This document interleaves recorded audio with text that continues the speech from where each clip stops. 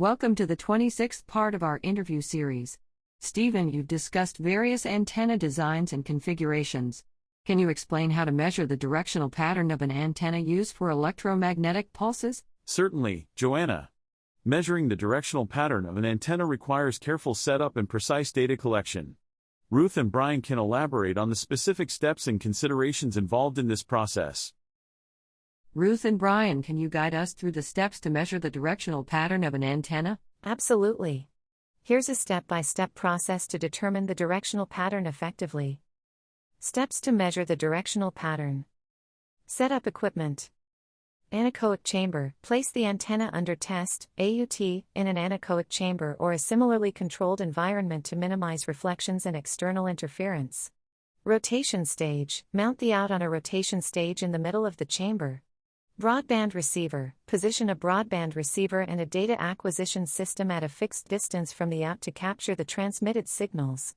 Calibrate the setup. Eliminate errors. Ensure the setup is calibrated properly to remove any errors caused by cabling, connector mismatches, or other sources of measurement uncertainty.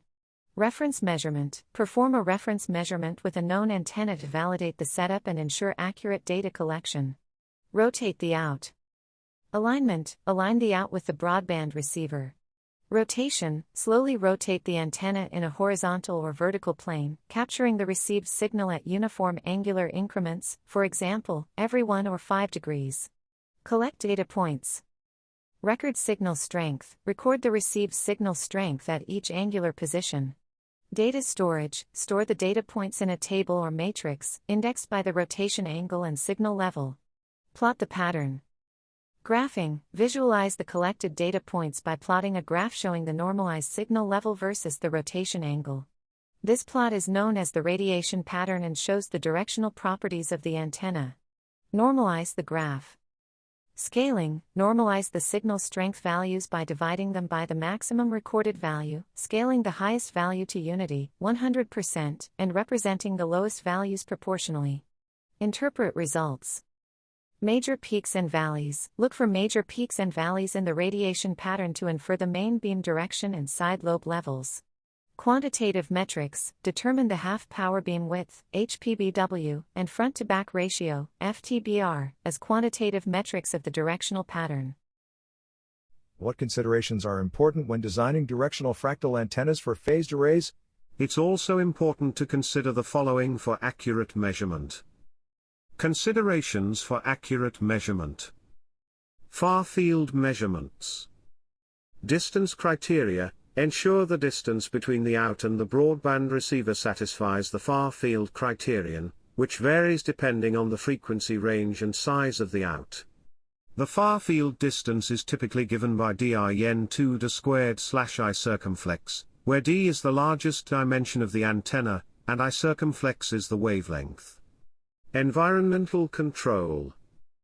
Minimize reflections. Use anechoic materials to line the chamber and absorb reflections, ensuring a clear measurement environment.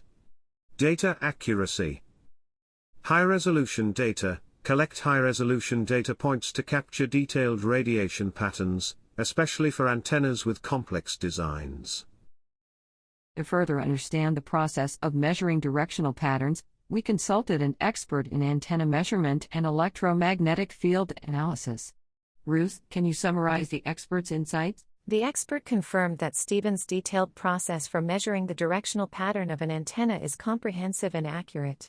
Conducting measurements in an anechoic chamber, ensuring proper calibration, and collecting high-resolution data points are essential for accurate results.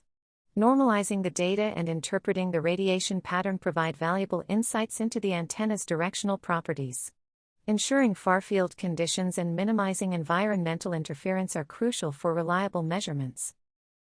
Stephen, your detailed explanation of the measurement process is impressive. How do you plan to implement these techniques in your antenna design projects? Implementing these techniques requires meticulous planning and precise execution.